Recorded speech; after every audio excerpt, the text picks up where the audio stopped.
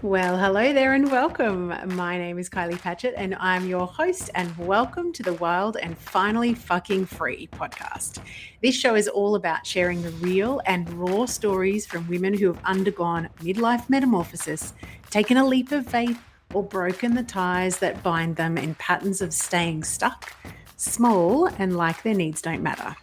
You see, I believe that the years leading up to and during menopause are a rite of passage, a deep invitation after so many years of giving our time, attention, and energy to others to carve out the same time, energy, and attention in ourselves, in our health, our love, our connection, our vitality, our purpose, our real needs and deep desires. You know, those ones lying dormant underneath all the duty, responsibility, pushing, striving, and achieving of our 20s and 30s? You see, at this stage in our lives, we find ourselves shifting identity potentially, no longer caring as much what other people think, and left wondering why on earth we have not given ourselves permission to do life in the way we truly want to. In this show, I speak to the women brave enough to truth talk their own midlife shedding skin stories and the healers and helpers who help them transition through these crossroads of change. This is the midlife magic you didn't even know you needed, and I am so freaking glad you found us. Let's dive in.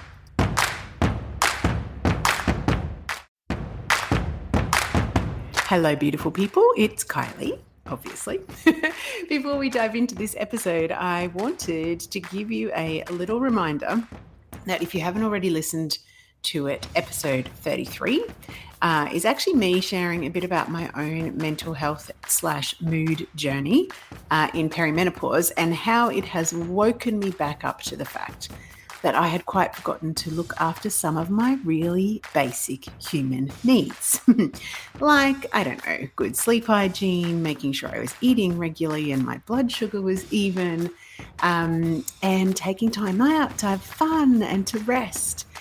And yeah, if you're anything like me and you're finding that the perimenopause symptoms are buffeting you around a little, then I have created something very special for you. It is a 55-page, yes, it kind of grew, 55-page guide. It's full of really simple, straight talking, back to basics self-care for perimenopause and beyond. It includes information about what you can expect with perimenopause and the biology behind the changes. So if you're a while owner like me, that's really cool to understand. It's got the back to basics self-care anchors, which will allow us to navigate perimenopause, the roller coaster, with a little bit more of an even keel. I've also included the bullshit stories which stop us taking care of ourselves, particularly when our perimenopause symptoms make us feel just not like ourselves, right? And also an invitation to become more gentle and more self-compassionate towards ourselves. So if you're like me and you have been, in some stormy seas lately, please take advantage. This is a totally free guide. I just put together all of my years and years and years of holistic health and mindset and mind, body, breath, wisdom into one 55-page guide. You can grab your free copy on the pod page, which is www.kyliepatchett.com.au. All right, let's dive into the show.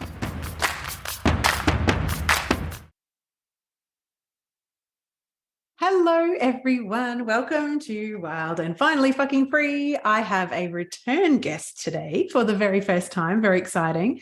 If you haven't listened to episode 15, you need to go back there now. Listen to the beautiful Liddell sharing her story, and we called it Rock Bottom to Rising with Resilience. I do love an alliteration, don't I? Nick shared so much freaking gold about your transition or transformation that you thought was the big transformation, and then it turned out to be something different, all sorts of golden relationship and restaking a claim on what you wanted life to look and feel like. So welcome back. How are you? I'm good, thank you. Thank you for having me back. It's funny, I'm like looking back at the show notes from that episode and I'm like, I know we had a major conversation, but I'm looking at all the points going, shit, we really did cover some ground, didn't we? We really did. Yeah. Well, and here we are to continue. So Here we there's are. lots more Yes. to cover, I think. I Yeah. think when Nick and I finished that first conversation, we were like, oh my God, we didn't talk about this and we didn't talk about this. Like, so all these major themes. And then something else has been coming up that you were like, oh, I want to go down this juicy path. So where do you want to go today? I want to talk about rage. Rage, anger,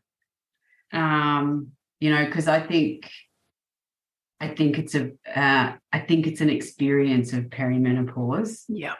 And menopause. Mhm.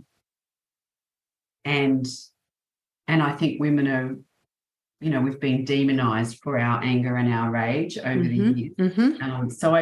I've had my own experience of that as I went through all of that journey of changing my life and realizing that where I was and where I was potentially heading was not where I wanted to go, and then kind of unpacking all of the things in my life that had brought me there.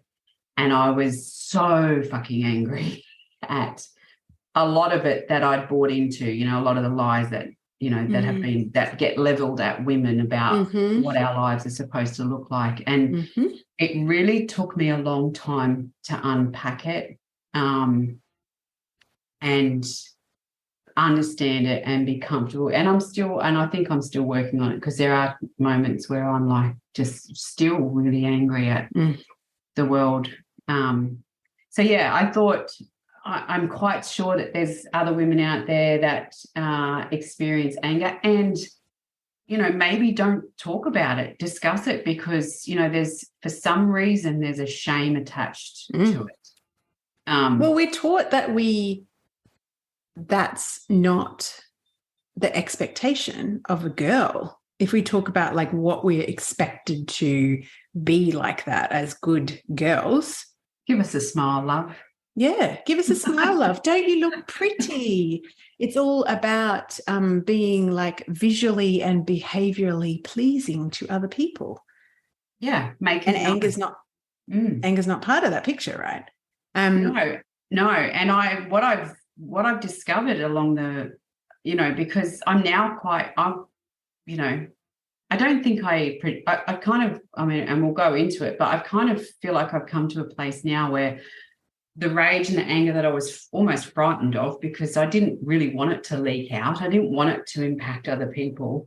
But I had to do something because it was impacting me quite severely. And so when I started to learn how to express it in a way that was either setting a boundary or stating a need or expressing a past hurt or a past grief, it was met by, some people didn't like it. And I'm talking mostly on social media, like on my own Facebook page, where I would say something and then there'd be a comment from men and my friend group who would make a comment about the anger. Oh, you need to get over that. No, not all men, that kind of, and I was like, wow, you're still, I'm nearly 50 and you're still trying to tell me to put my anger away. No. How does fuck off sound? Yeah.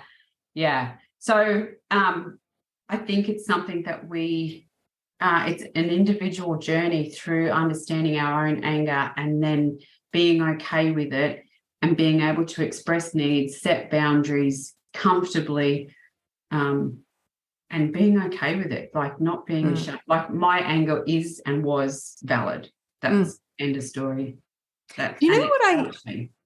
As you're talking, I'm just remembering that I used to use the term justifiable anger. Oh my God. So I'm having this really funny, like, not deja vu, it's like a reverse deja vu. I used to actually talk about my anger in terms of whether it was justifiable or not justifiable. So I was doing to myself what the Facebook people, the Facebook police were doing to you. This is okay anger. This is not okay anger. Well, and that's kind of, I guess that's exactly what there was something else that I was going to bring up, but I'll bring it up now because it's exactly what you're describing, is that internalized misogyny. So, I was very, very, very angry at the misogyny that's in the world. And anyone who tries to tell you that it doesn't exist, like, Yeah.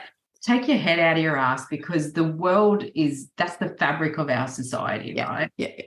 And so the anger I was feeling was it was external to society and the rules and the unconscious biases. And but what I came to realize, I came across the term internalized misogyny, and it really hit me like a Mack truck. You know, it was like, I've internalized all of that misogyny, and I've projected it at other women too, you know, demonized other women for stepping outside of what, you know, society tells us we should be doing, and shaming myself. Yeah, turned it into this self-flagellation tool to make yourself wrong. Yeah. And I just don't think that I don't think we can ever overcome the misogyny or the patriarchy, however you want to frame it. I don't think we can overcome that without addressing the internalized misogyny. So looking at within and how we actually judge, shame ourselves. And let's face it, how we've been conditioned to be part of the machine that supports the environment that we're talking about. Yeah. So, you know, beautiful example. Let's sell women a perfect body and make them feel less than if they don't fit that. And yes, we can say that's all driven by money making and rah, rah, rah. It is also very much driven by the idea that women are here to serve. And obviously we're talking about, you know, if we're honoring that now, we're very aware that people are on a gender spectrum and everything. So when we say I am talking about everyone who identifies. Yeah. I do feel like part of what we have been conditioned by are these versions of exactly what we were talking about.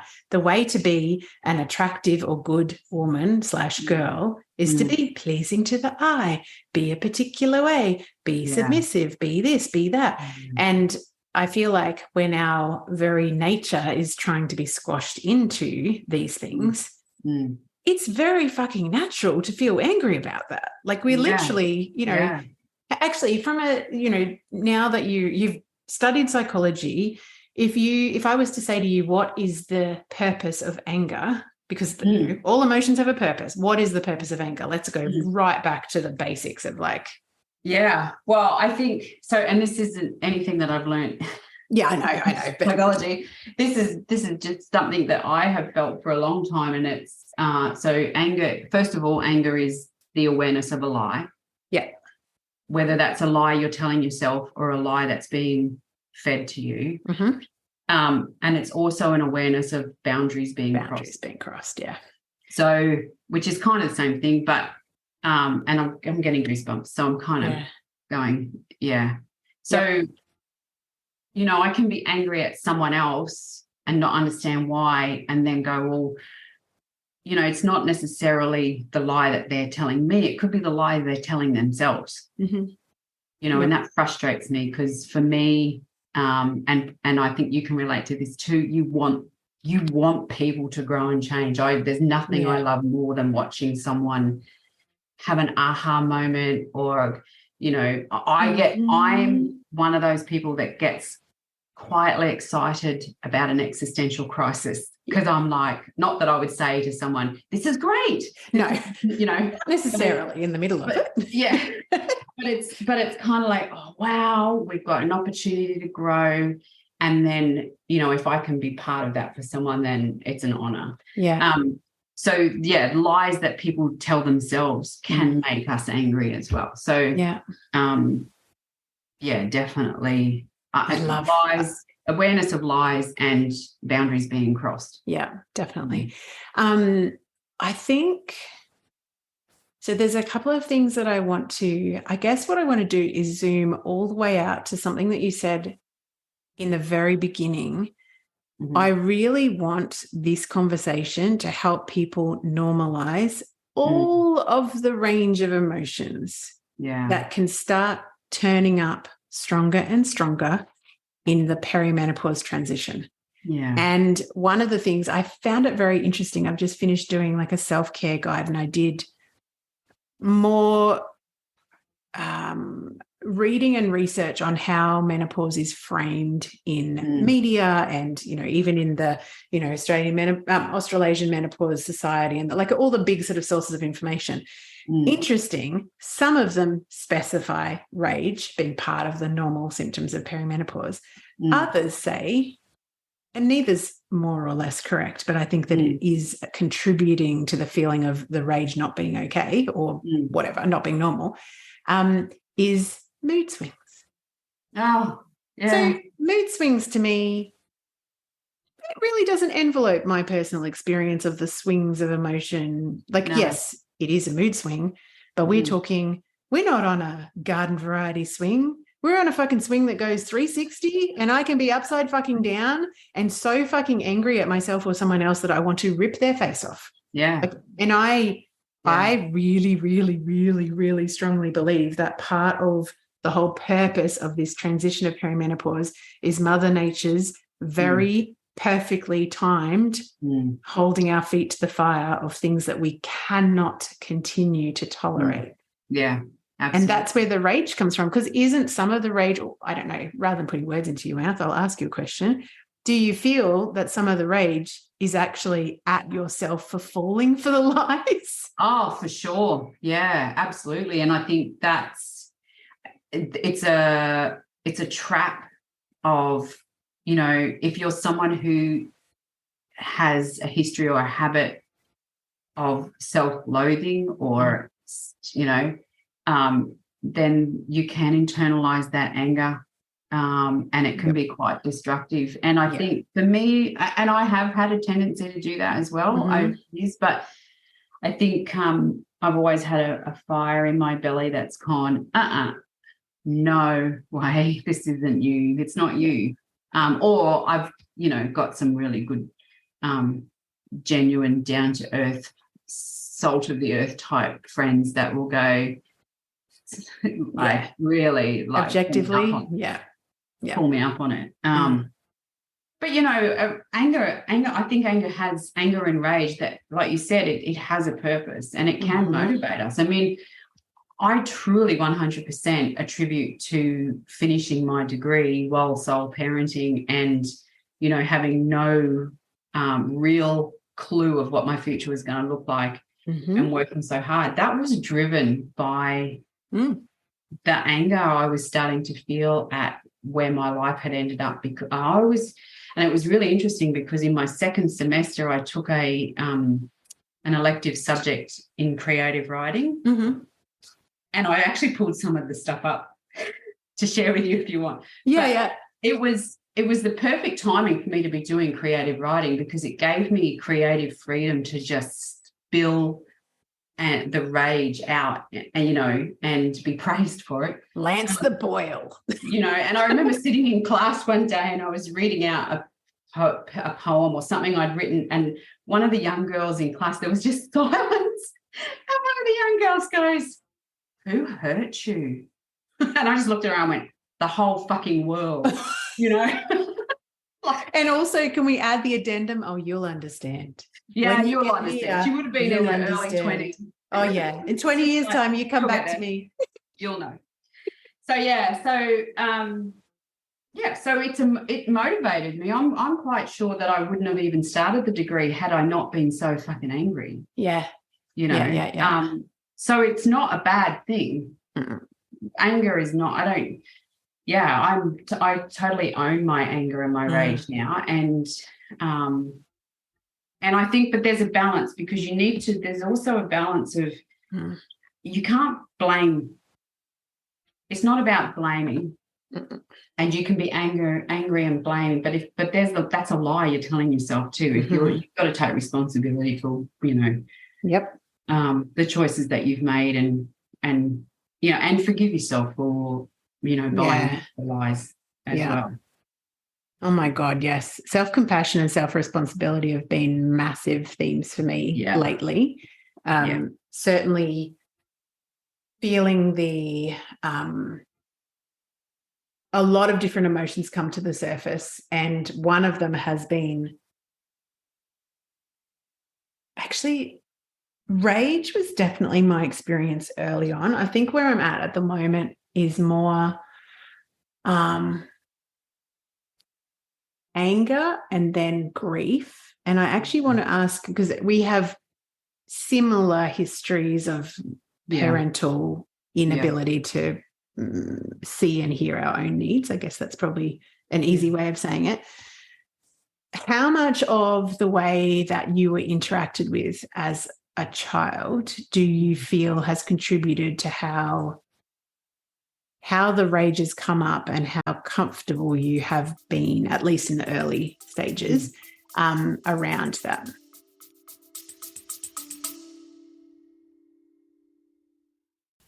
Hey, gorgeous. We interrupt this gold for a delicious invitation.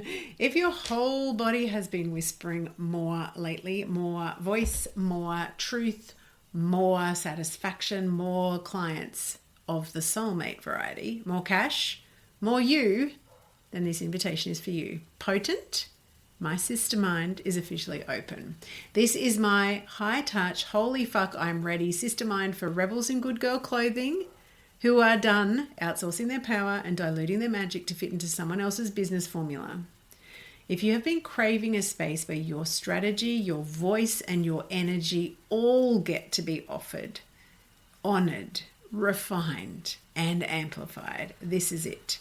Inside of Potent, you'll get my eyes on your business every single week, copy mentoring, and that is for brand copy and content storytelling that turns your truth into client catnip, energetic recalibration that helps you unhook old learned limitation patterns, keeping you quiet, not being seen, not being heard, real-time, high-touch, one-on-one coaching that actually sees the bigness of your vision, and the kind of sisterhood that does not flinch when you show up in your full, messy, brilliant, phoenix rising from the ashes glory.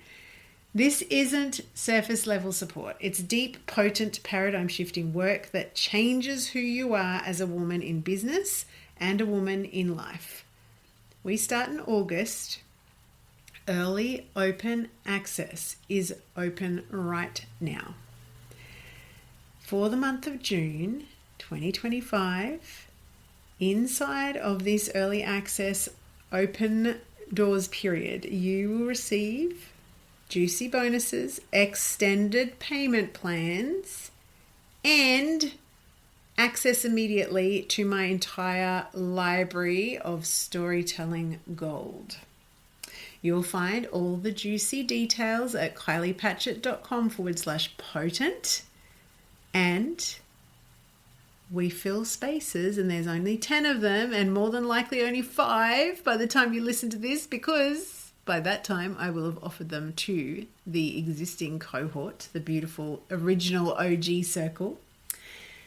We do actually take applications on a first come, first served basis. So come and apply, and let's get back to the magic of the episode. Oh, I think it's come from, like, that's where, my mum, because, and I don't like talking too much about my mum because she had a huge trauma history. So while her behavior towards me, we can label it as abusive, whatever.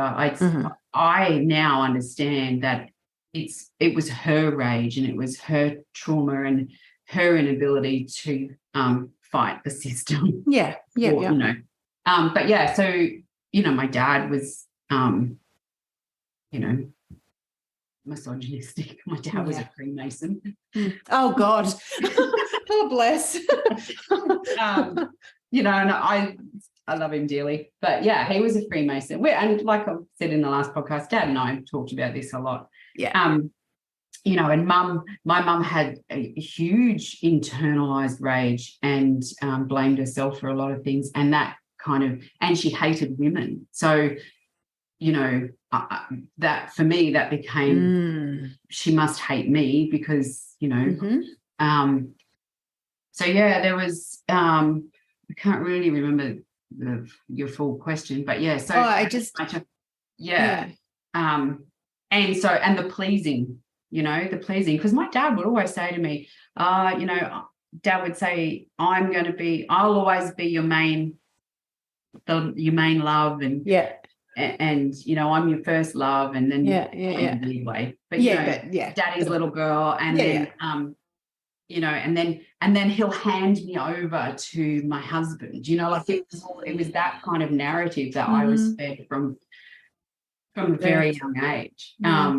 Actually, can I read you something that relates to that? Yeah, go for it. I love where we're going, because you've actually before you read that, you've actually just given me an aha moment around my own mum, and I'm in a similar place. I am very aware and grieving the fact that my needs were not seen and met as a child, and I'm also equally aware and compassionate towards the fact that that was because of deep trauma that my mum has never ever dealt with, even spoken out loud to me. And I think that we can still be angry at having the space, because I feel like when I used to say justifiable anger, one of the reasons that I used to say that is that it's not fair that I had to deal with some of the things I dealt with as a kid.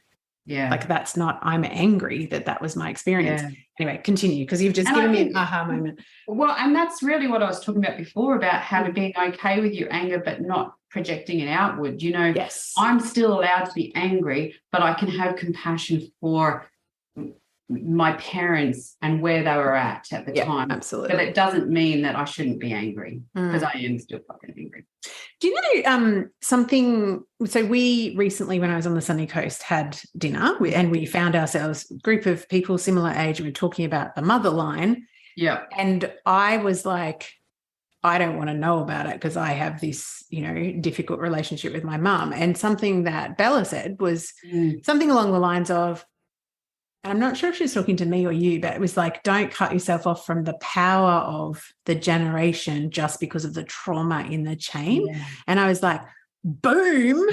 Yeah. Like, how powerful is that? Because I've since had a conversation with my mum about her mother's mother and the behavior her mother's mother had. And I was like, oh my God, I'm just the latest in generations and generations of pain. Yeah. About being a woman and how to be a woman and serving men and putting your needs last and all of those ridiculous notions. Anyway, please continue. All right. So this was just on the kind of in those lines of what we were talking about. So this is one of the things that I wrote for the creative writing course. She couldn't remember when, but she knew she was very young when the lights went out and she had to learn how to see in the dark.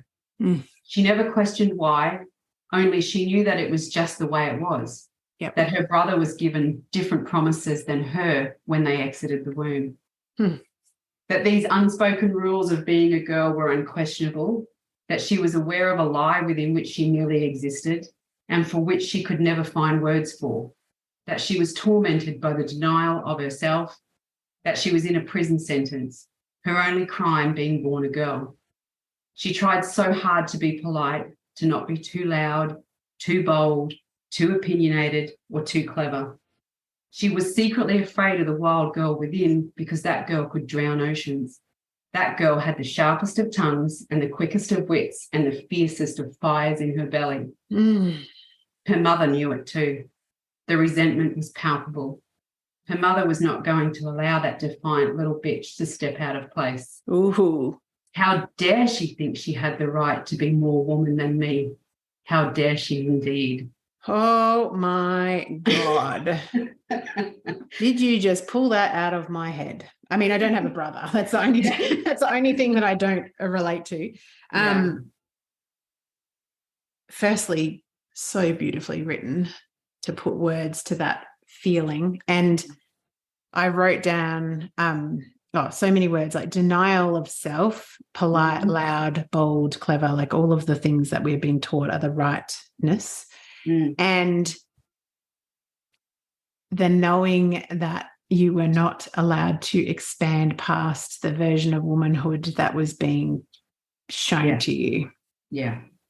And I feel like that, I reckon you have captured in words what my life healing mission is about, is actually being comfortable being as powerful as I actually am. Yeah. Because I was given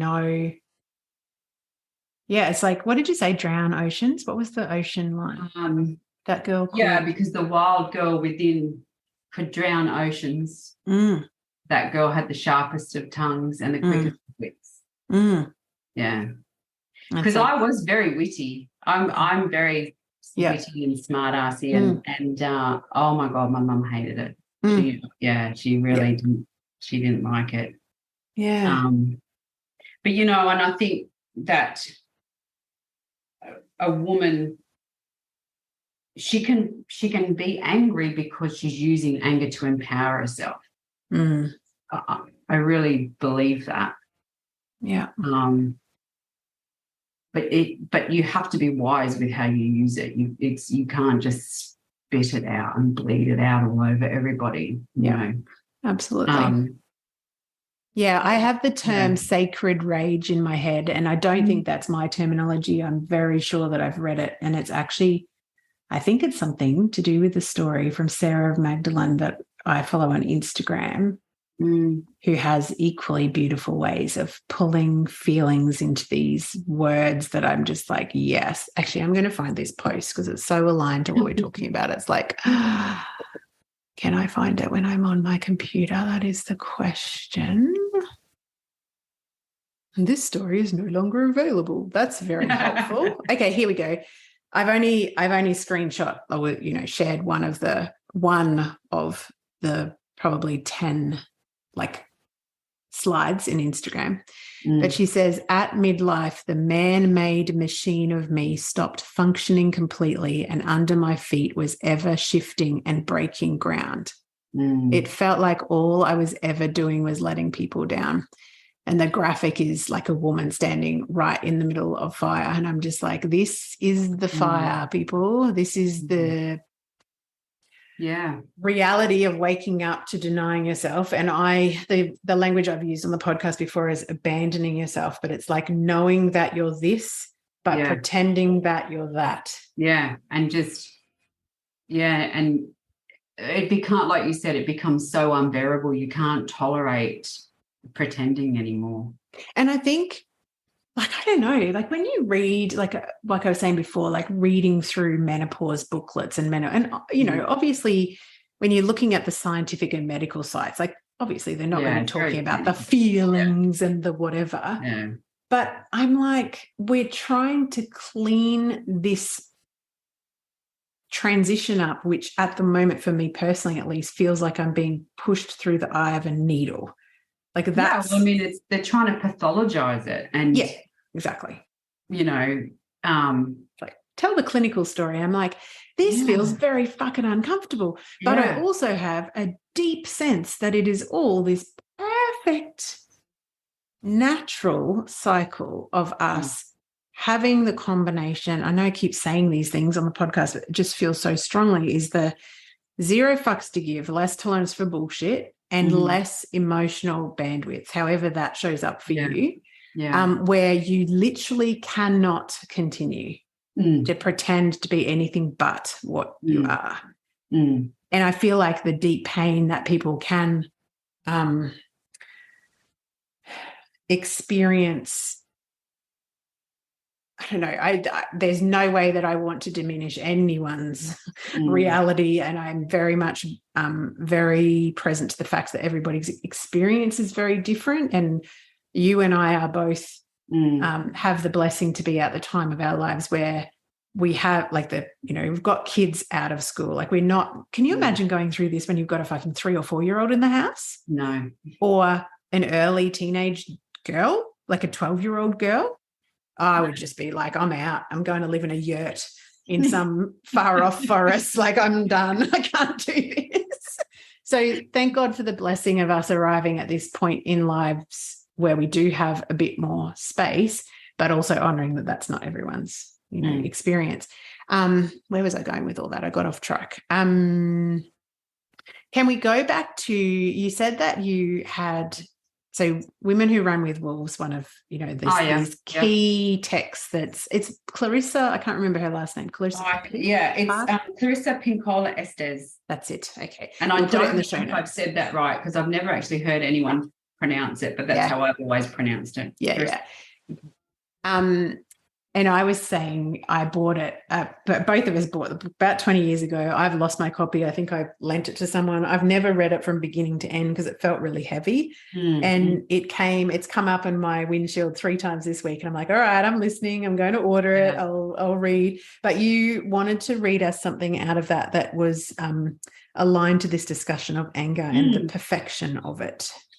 Yeah. And I just thought, because sometimes it's easier to read something and then unpack it than to try and kind of so I mean I hope this is okay for your listeners, but I'm absolutely sure, like, honestly, it's been such a big theme at the moment, and particularly with friends but also clients, where it's like I feel this and it's this automatic, like I don't want to, it's uncomfortable, it's not right, it's not whatever, and I'm like whoa, hang on a minute.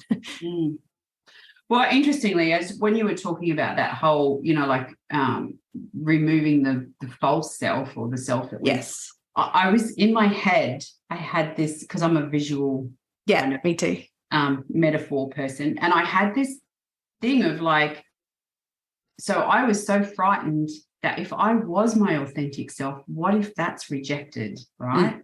So while you were talking, I had this kind of vision of myself, of my guides or whoever, pushing me out onto a stage. Oh, and me resisting going. So it's that whole presenting yourself to the world as this is me, deeply naked. Vulnerable. If we show up with no clothes on, like none of the protective layers, and then people still don't like us, well, far out. But do you know what? It's not so bad if you reject my false self, because I can just recreate that. But if you reject my authentic self, then that's it. I'm gone. Do you not feel like, though, like when you're saying that, I'm like, one part of me goes, yeah, that would suck. And the other part goes, but at least I'd be true to myself. Yeah. Well, that's true. Because I feel like the things that are causing me the most pain right now is when I'm abandoning myself. Yes. It's absolutely not about other people's reaction to me. It's not. In fact, I couldn't give a fuck whether you like me or not anymore. And that is deeply freeing. It gets uncomfortable really quickly now, doesn't it? When you know that you're not being yourself.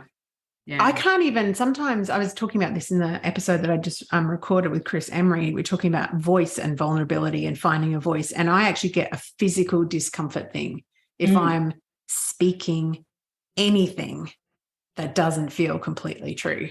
Yeah. And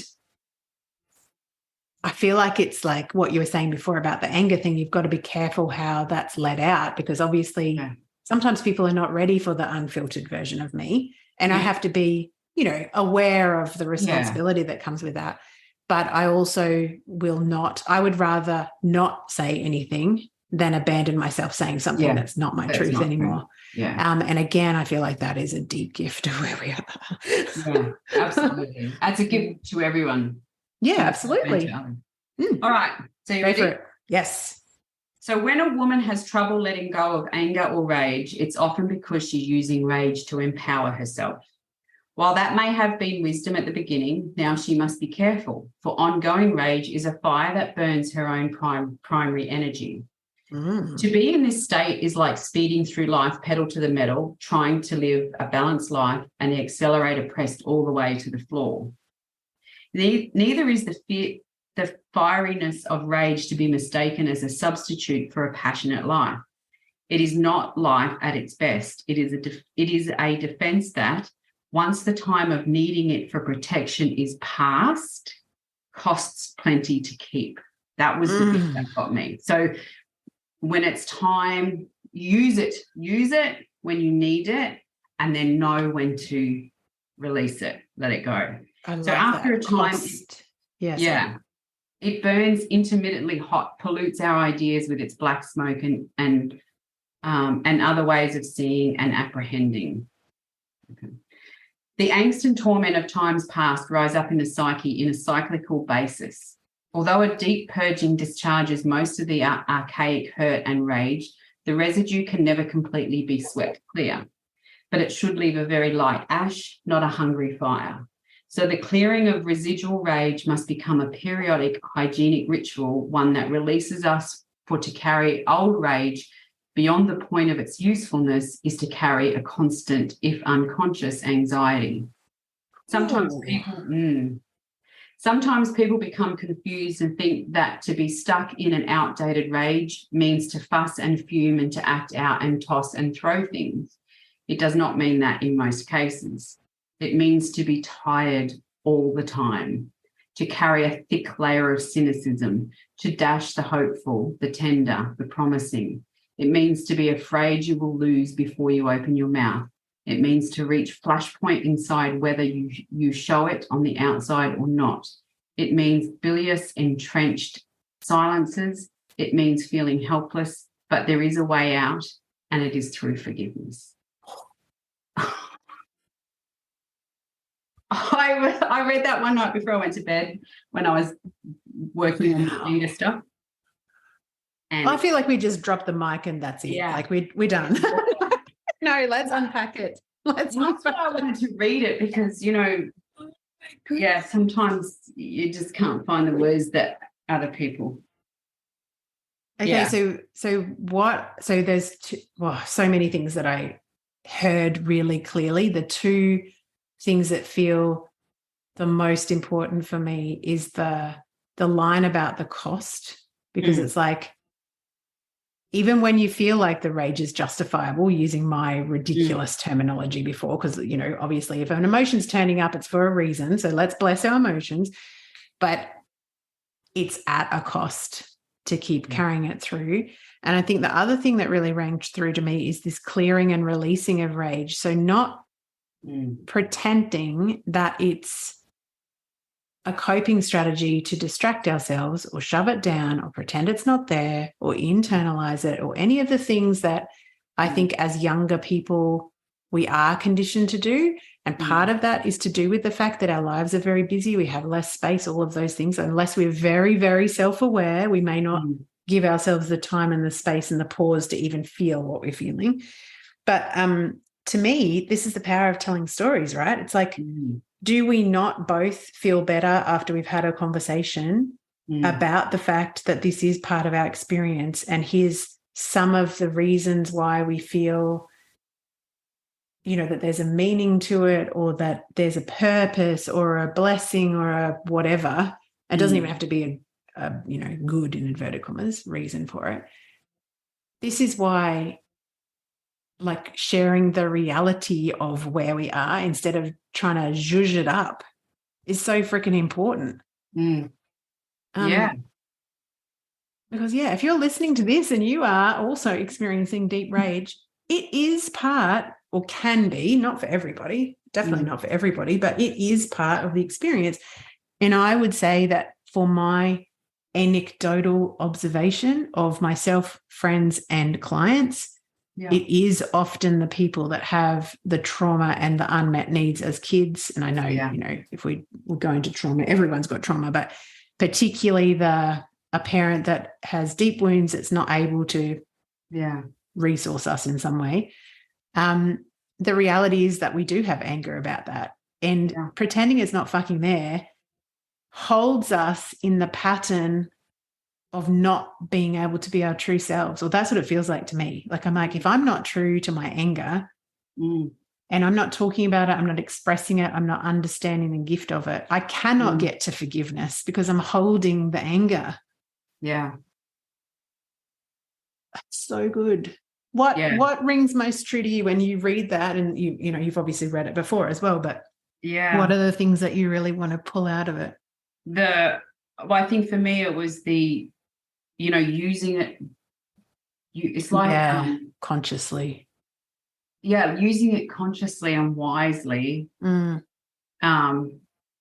then knowing when to let it go. Knowing when to let it go, but also like you said, the ritual part, Mm. the clearing of residual rage. So that rage that is left over once you've put it to use. Yeah. So, you know, periodically just checking in with yourself. And, you know, and for me, it's very much when people start to annoy me. Yep. I'm like, why am I even worried about? Why is that? Oh, I'm still angry about something completely unrelated. There's something fraying at me. There's something, So, because, you know, for the most part, I don't really care what people do. No, me neither. That's another blessing of getting older, isn't it? It's like, whatever, you do you. So the deep purging and the clearing of residual rage, and that word residual, it's like it's left over, it's not needed. It's like when you're making something and you cut the excess, or the pastry, you cut the pastry and you get rid of the excess, or you know. Do you know what that's reminding me of? I've just I love, like, big shout out to Sarah Wilder from Wilder Talismans, love her to bits, and she has so much goodness to offer the world, and she's just released an online version of her moon cycles. And one of the things that I've reconnected with now that I am choosing to take care of all of my needs is going back to using the moon as a point where I can ritualize clearing things. Like, I literally every month on the full moon, like, set intentions on the new moon, but connecting to the cycle of, like, set your intentions, and then what's fucking coming to the surface mid-cycle where you're just like, that's an old pattern and I'm done with it. I release it. I'm ready to burn it to the ground. Just having that constant ability for self-reflection and self-responsibility, and actually taking the self-leadership to be aware of the ways in which you are getting in your own way in terms of repeated patterns and that sort of thing. It actually makes me think about me as a younger person. I felt like a lot of the time I was aggressive, and now, like, I'm assertive, absolutely, but it's a completely different energy to aggression. But what I'm feeling into is when I wasn't giving myself the honoring of being real with how I felt, and the anger and the rage that even as a younger person, like perimenopause, was feeling, it came out as a trigger that was too far in the other direction. It's like I didn't have my needs met younger, or I wasn't able to speak my truth, or I wasn't whatever, fill in the whatever there. And so I had this, like, trigger of, like, I will attack you before you attack me. And over time, and because it's like it's a protective mechanism, obviously, but it's also like a fuck you, I don't need you, I'm an independent woman, you don't need, blah, blah, blah. That whole story of I don't need anyone. Which felt very true to me. And now I'm like, oh my God, I'm a big marshmallow. I need my connection and my love and support, and I love offering it to other people. But I definitely still have lots of, like, I'm by myself. I have to do it by myself. No one's here to, blah, blah, blah. Yeah. So I think when I'm hearing that, the passage that you just read, it makes me feel into my own softening from aggression to that much more quiet, much more clear. This is the boundary and this is not the boundary, and this is what I will tolerate. And I'm not for any stretch of the imagination saying that I'm perfect with this, but I feel like when you're holding on to long ago emotion, it just means that you react in the now in a disproportionate way to what's actually in front of you. Yeah. And that's not good for anyone. No. And it's not, I was going to say it's not authentic. No, totally not. Yeah. Because it's still reacting to the lie. Like it's, if we come back to, what did I write down before? Denial of self. It's still reacting to the truth of all of us is that we are these magnificent, beautiful, worthy beings that are just perfect the way they are. The other thing is, I feel like I always like to come back to this concept of balance in all things. And so, like, day and night, hot and cold. Like every single thing about our biology seeks its own balance. Yeah. So if you do too much of this, then something else comes in to balance it out, like all that sort of thing. Like an opposing force. Yeah, exactly. Yeah. Because otherwise everything would destroy itself. Like that's actually the opposite of balance, destruction. So I feel like if we're not expressing the rage now, it has to come out sometime. Like there's an equal and opposite effect. So yeah. And why not now? You know, and a lot of people, you see this a lot and a lot in women, although, you know, I've experienced my fair share from men as well, is passive aggressiveness. Oh, yeah. Where because expressing anger is not acceptable, so it has to leak out somewhere. So it, you know, we project it and bleed it out over other people through passive aggressive behavior. And you know, my mum she had a master's degree in passive aggressiveness, and you know, even my dad, and it's just such a common defense mechanism that people use. It really is, isn't it? But I can't tolerate it. Like if it becomes evident in a close relationship or a friendship, I'll call it. Yeah. If we're not that close, you just won't hear from me again. Yeah. Because I just will not tolerate passive aggressive. I can't do it. It actually hurts my soul. Yeah, well, because it's a trigger. It's mean and it's unkind. And I've had enough of it in my life, and I've allowed it to really penetrate my own self-worth. Yeah. To try and work out what are you trying to say? You know, and then I would scatter around trying to find where I'd done something wrong. And I'm not even really quite sure because it was just so passive. I don't know. And I just, I'm not, I ain't got time. I don't have time for it anymore. We talked about that in your first episode. You used the analogy of having, I hope it was you. The farm. The fence, yeah. Yeah, the fence and the farmyard. Yeah. It's like you don't even get inside the fence, so don't try. And it also reminds me, I'm not sure if I said it in that episode, but it reminds me of something Danielle Laporte wrote years ago, which is heart wide open, big motherfucking fence around it. Yeah. Like I will keep my heart open, but you may not be invited into the arena. And that was introduced to me by, and it was one of the most valuable pieces of advice. It was through a therapist that I was seeing. Yeah. So it was, and passive aggressiveness is one of my no-brainers. It's like if you're passive aggressive, we cannot be friends. You can be sarcastic and a smart ass and whatever, but you know, if there's something you need to say to me, you need to say it. Yeah. You know, I can't do emotional manipulation. This is I don't have that so much with passive aggressiveness itself, but I am unable to be in any sort of relationship with someone who's hot and cold. Like turns up one day, best friend, turns up the next day, couldn't give a shit, because that's what I actually had way too much as a kid. And so it's that walking on eggshells to figure out how this person's going to interact with me. Am I going to be in the good books? Am I not going to be in the good books?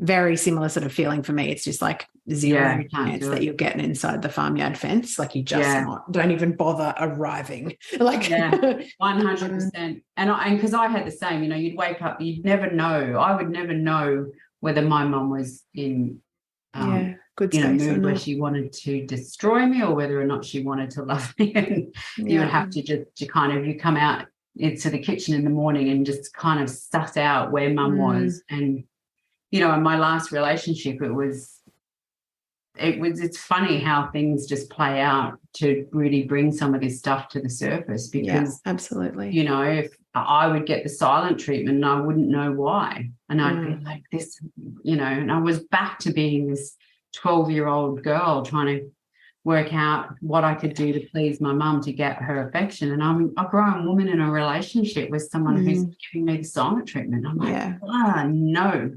And it eats away at you. I completely relate to that. I used to play this game with myself. I'd come home from school and I am like, this is so clear in my awareness physically. I can feel the school bag on my back and I can feel the uniform on my legs and my school shoes on. We had probably like 6 or 7, maybe 8, I don't know, stairs, like old like those old brick, like built-in stairs at the front. Yeah. And I used to play this game to be like, good mood, bad mood, as I walked up the stairs like this. And it was like a little bit of a mantra of like steeling myself. Like I could be myself in the school, relatively, as much as a teenage girl does. But, I felt pretty comfortable and calm in the school environment. Like I knew the game, like I was smart enough to, because I got that game. Not just thinking, not on a personal level. my emotional intelligence, not great. Anyway, but academically, totally fine. But yeah, I used to play this game of like, good mood, bad mood, good mood, bad mood, good mood, bad mood. And it's horrible to think how much of my own okayness was dictated by that. Yeah.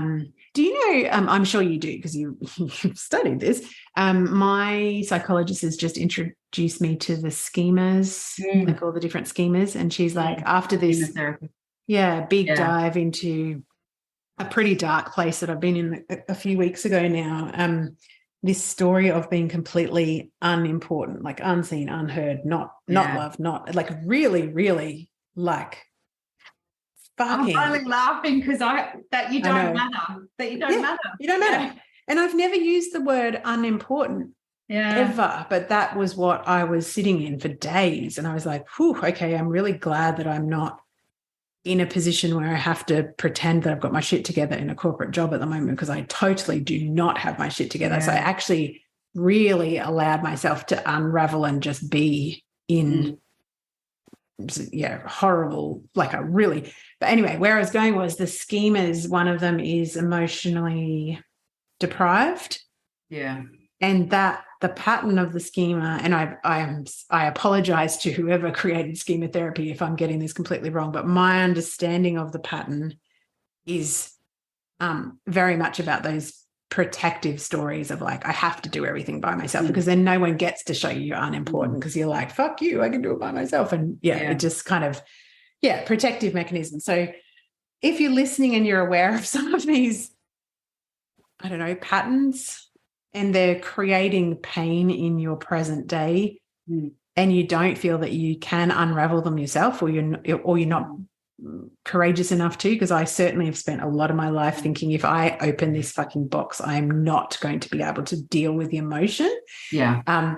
Please go and seek out like a professional that can help you actually sit, and, someone who can give you a frame of reference and some understanding about where these patterns come from, because you're not an angry person. You're not a rageful person. It comes from somewhere. It rises trying to talk to you about something that is, denial of self, I want to say. Yeah. Like, And it's really, I think one of the things for me, and because, with the psychology stuff, but also I work in the research centre that I work in, Centre for Human Factors, and socio-technical systems. It's really about how, the human and the systems that we live in interact. And it's one of the main tenets of human factors research is that it's the emerging, like, I'm trying to say it without sounding too technical, but so basically, no one is to blame. The system, different components of the system interact, and issues or mistakes or errors or adverse events emerge from that. So this whole idea that, whenever you see something in the news about an adverse event happening, we always go, it's someone's fault. It was human error. Well, it's not. It's not. Yeah. So this whole idea, and it relates to how I kind of processed it, the whole idea that we function within the system that we have.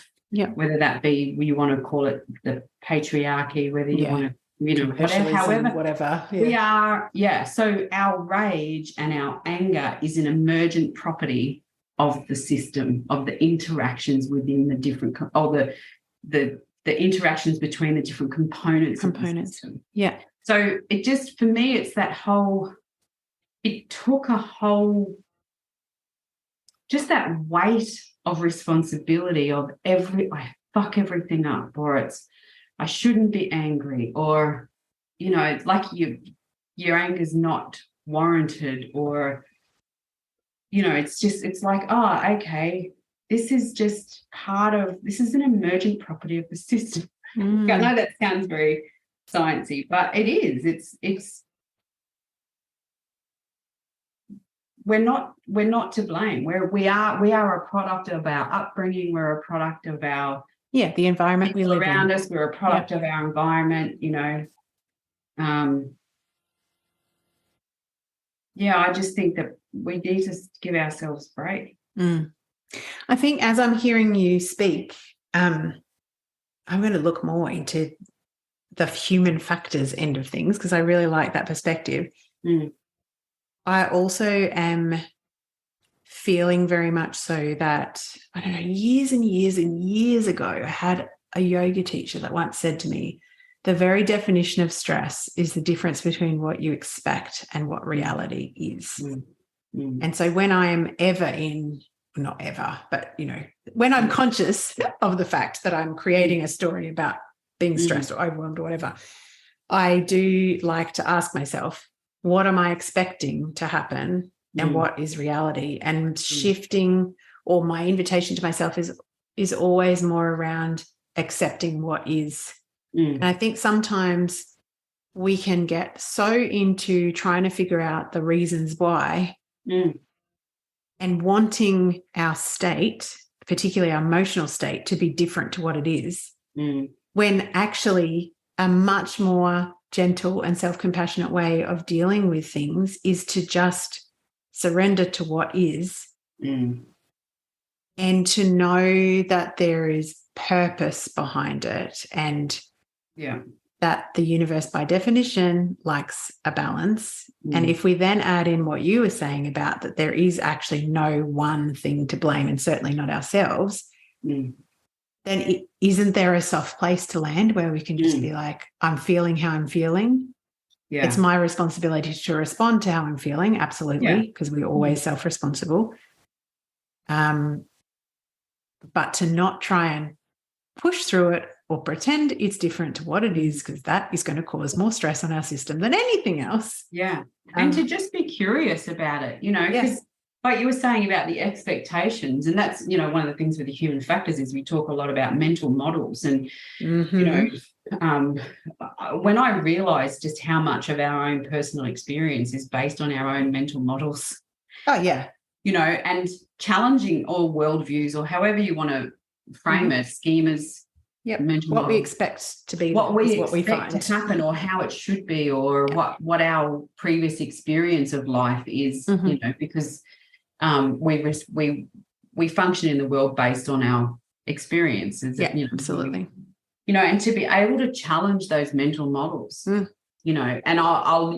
the classic example is there's a lot of women our age that get to the point where we're so fed up with patriarchy. And, I'm still on the fence about whether I'm a feminist. A lot of people will tell me that I am, or if you said to them, is Nicole a feminist? They go, fuck yeah, she's such a feminist. But I'm not so sure. Because I've had to really challenge some of my mental models that well, first of all, I grew up with the impression that women were bad and that you couldn't trust women. So, and then I got to perimenopause and had some really shitty experiences and started to realize just how much we were just at the mercy of the patriarchy. And then I was swung the other way and I'm like, fucking hate men. Like, all of them are the same, the assholes. And I'm like, well, that mental model is not serving me. It's not serving my sons that I'm trying to raise. It's not serving my daughter, who, is just absorbing my mental models. So, having the courage to challenge some of those mental models. And it's not that you're wrong. It's just, do they really serve you? Like, do they really work for you? No. And okay, they may keep you safe for a while because, that mental model of men can't be trusted. Really, I wasn't ready to start dating. I'm probably still not. And so those mental models have kept me safe, I guess, because they fuck off across. Yeah, fuck off. If you've got testicles, fuck off. That's about, it comes back to that, clearing off the residual rage. That mental model doesn't serve me anymore. So it's time to challenge it and come up with something that's a little bit softer and a little bit more realistic, and that is going to allow what I need for love and connection. Yeah, exactly. Exactly. So yeah, it's all just a story. And that's what I love about, like, when you're talking to someone about relationships, and I'm just like, we all need to remember that we're all having the same experience and making completely different meanings of it. Yeah. Because what we're filtering for, and what we expect to be true, like all of those versions of reality are literally the letting things in or not of our reality. And it's like, we have a responsibility to look at how we are limiting or opening doors for ourselves. Like, what is it that you want? Why have you not gotten it? Most of the time because your story of the world doesn't allow you to access it. Yeah. And they're good questions to ask a potential partner too, because there's one thing, one of my no-brainers, it's a deal breaker is, and it's not because so you have to have done the work. Like, you have to have challenged your own mental models, challenge, the self-awareness stuff. And it's not about going, I'm a bit woke, I'm more woke than you. It's not about that. It's not about being more aware or anything like that. It comes down, for me, to people who are not self-aware are dangerous to me because they can emotionally hurt me. So if you're not aware of how your size 10 boots end up accidentally kicking other people in the face, do you know what I mean? Like, people don't, quite often, people that I've been in relationship with, I don't necessarily go, oh, they're an asshole, because they might just be subconsciously going through the world, like not having any self-awareness of how their behavior impacts others. So to me, that's dangerous. If you're not aware of how your behavior impacts others, then you're dangerous for me emotionally. And so that's where that responsibility comes in, to own our shit and to own our stuff and to understand where our rage comes from. I feel like we need to have like an offshoot of this podcast, which is when you're ready to start dating, I want an update of all of the first dates where you say, are you aware of your mental models? Yeah. So, well. No, and I don't. I'm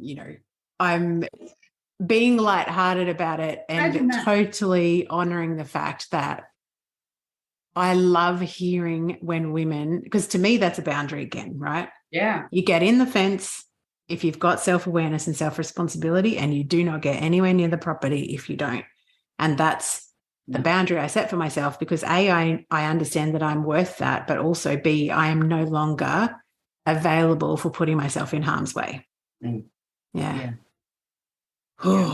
And by doing that, you negate the chance of unnecessary future rage. Because if the boundary is firm and it's not being crossed, then you have no reason to be angry. Yeah.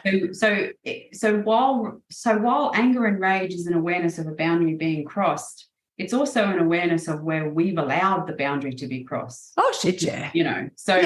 It's not all about just the other person came in with their size 10 boots and crossed a boundary and now we're angry. It's like you were saying before, that anger becomes internalized as well because we've allowed it. So so doing all of those things negates the need for rage, and we live a happier life. Yeah. Like a more content, fulfilled, peaceful life. Yeah. And less swings away from our true self. Yeah. And again, I feel like that is the gift of this pushing through the eye of the needle thing. Yeah. I imagine, and when I talk to my friends who are on the other side of menopause, one of the deepest repeated things is I feel like I know myself. Yeah. And therefore I value myself way more than I ever have. Yeah. Yeah. And to me, that's wild and fucking free. Yeah, absolutely. Because there's no freedom in getting stuck in, recreating the same patterns and not being self-responsible and all of those things. No. Oh, it's been such a good conversation. How did we go? I love it. I love it. I love it. I as soon as you said anger, because we had kind of earmarked this other concept of like aging and how women are, become invisible, blah, blah, blah.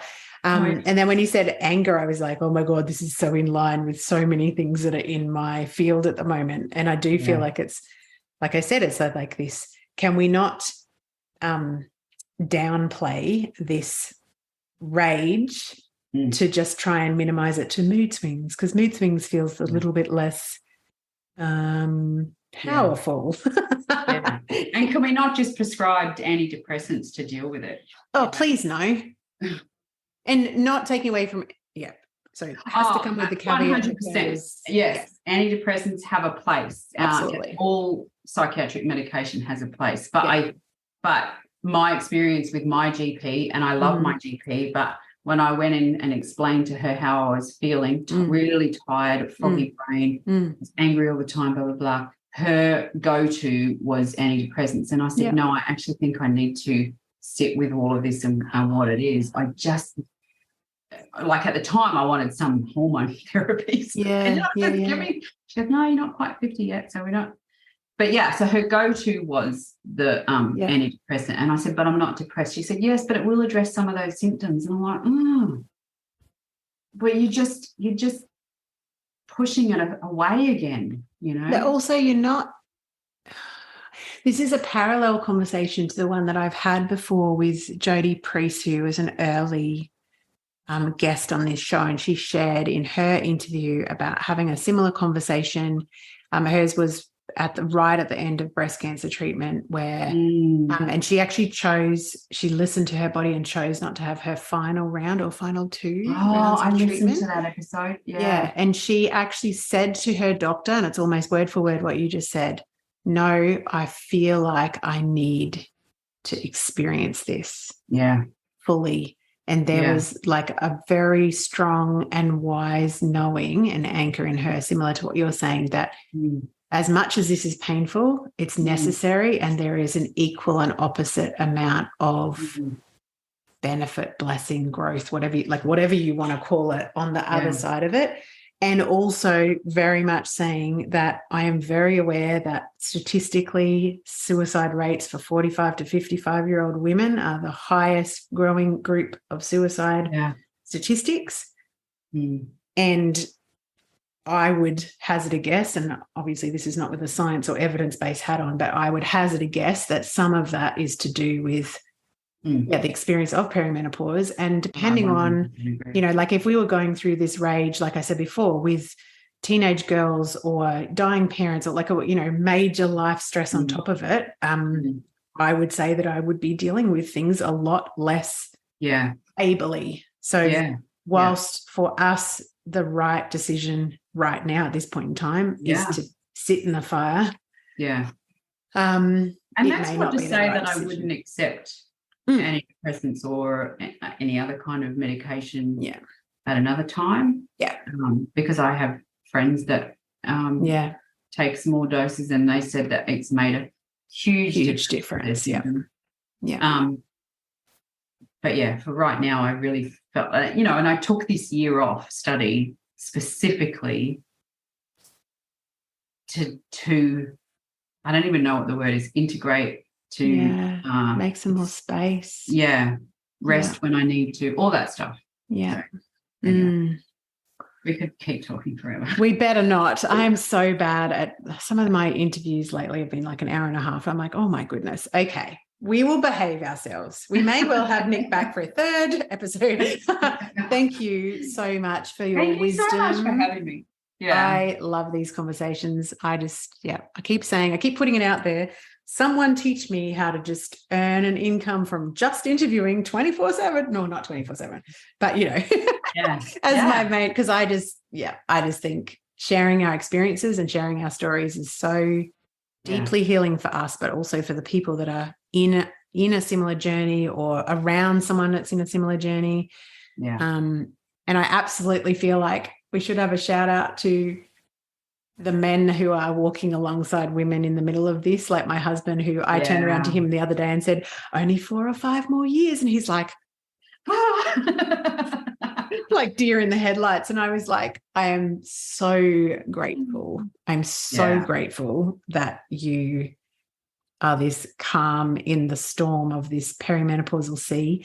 And I just read a book. I can't remember. It might have been Second Spring or Wise Power. I'm not sure which one, but it basically says, dear men, she will come back to you even better and more powerful and more beautiful than ever before. And I'm like, please just wait for me. So, yeah, honoring that too. Love it. Yeah. Thank you, my beautiful friend, for being on again. My pleasure. Thanks so much for tuning into another episode, and I trust you're walking away with inspiration, aha, maybe some chiropractic adjustments of the soul where you've realized perhaps some ways that you're getting in your own way, or something that needs to be healed, or something that's calling to you that your heart really, really wants to birth or create or step into in this second cycle of life. And if that's you, I am throwing my arms wide open and inviting you to check out all of the ways that we could potentially partner together at kyliepatchett.com.au. That's my website for the podcast, and also one-on-one and group programs in midlife mentorship, yoga and breath work in specifically designed menopause classes online, and also, super excitingly, a list of retreats around Australia that I have been blessed to partner with some pretty darn spectacular humans who also help midlife mavens through this transition point.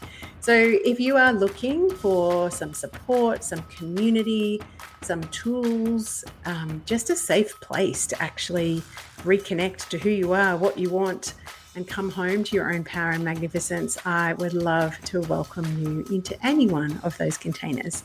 So head on over to kyliepatchett.com.au, and I will be back in your ears very, very soon.